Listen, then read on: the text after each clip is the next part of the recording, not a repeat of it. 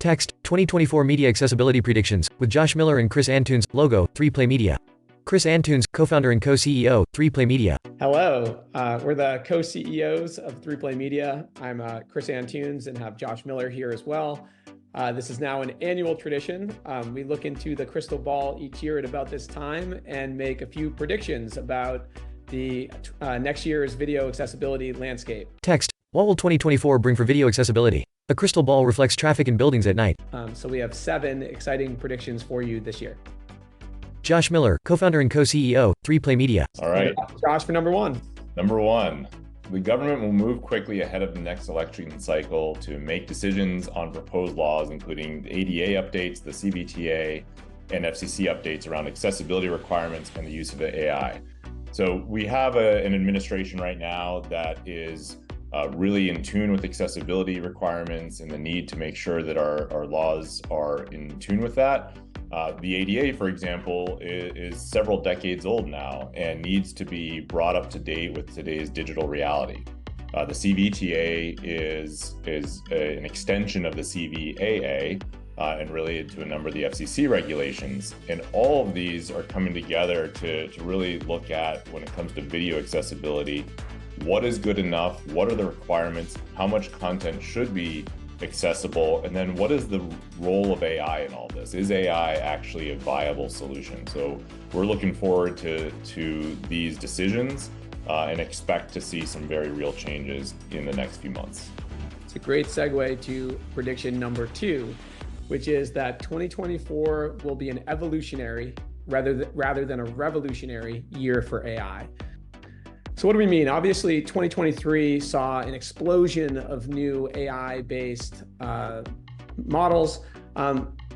Obviously impossible to perfectly predict this, but in 2024, we expect this to be about integrating these models now that they're ubiquitous, and integrating them securely, responsibly, ethically, and in a high-quality manner, right? And the companies that win will focus on great user experience and, again, supervising these models in a secure and high quality manner.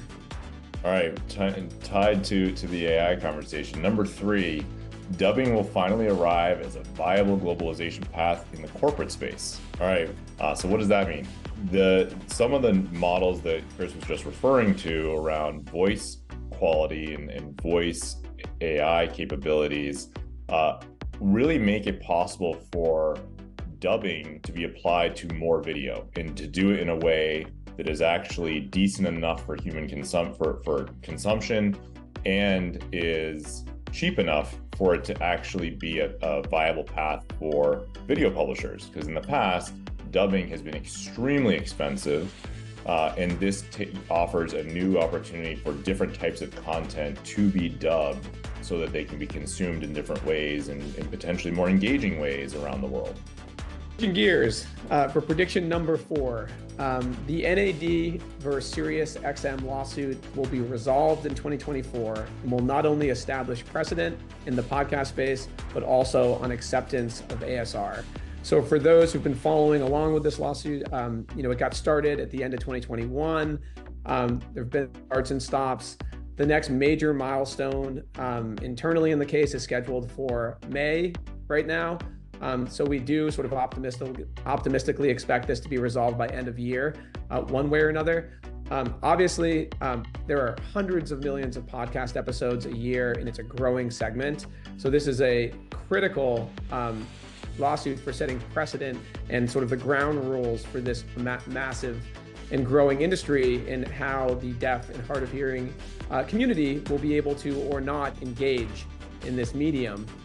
We also think this sets important precedent for, again, how and when it's responsible to use full automation, so ASR in this case. Because of the scale, we certainly don't expect all 300-400 million episodes of podcasts to be fully transcribed professionally every year, but expect some to require that. So again, we're following along to see exactly what these rules will look like.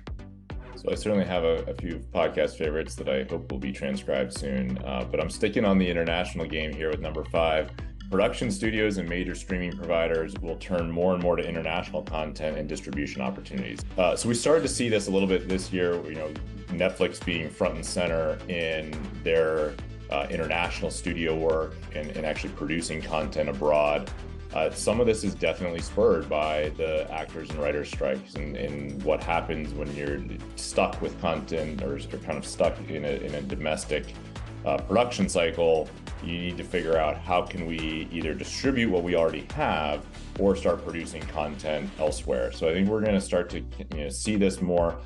Certainly the streaming capabilities that we've seen over the last few years enables this much more. It's much easier to distribute content around the world. It's much easier for us in the US to consume content from other places.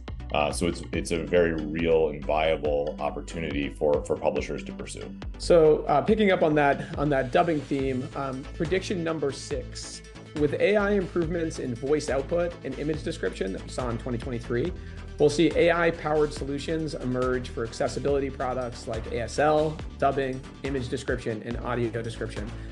So AI has been available, widely used in driving efficiency in captioning and transcription and in translation, machine translation, for years now, right, in some form. The quality just wasn't there yet in the scale in these other areas, and we're starting to see that tipping point, right, where these solutions on a standalone basis maybe don't work fully automated, but vendors like 3Play can start to consider including these in their workflows. And it seems that customers are starting to have more and more acceptance of these tools. So we'll see. Again, the jury's out. We'll see more and more focus, I think, on the emergence of these tools in these other areas, again, like ASL, dubbing, image description, and audio description in 2024.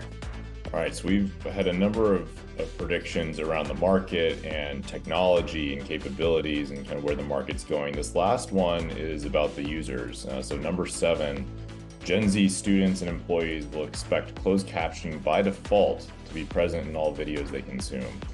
So what are we talking about here? I mean, the reality is that today's college students is digitally and accessibility native.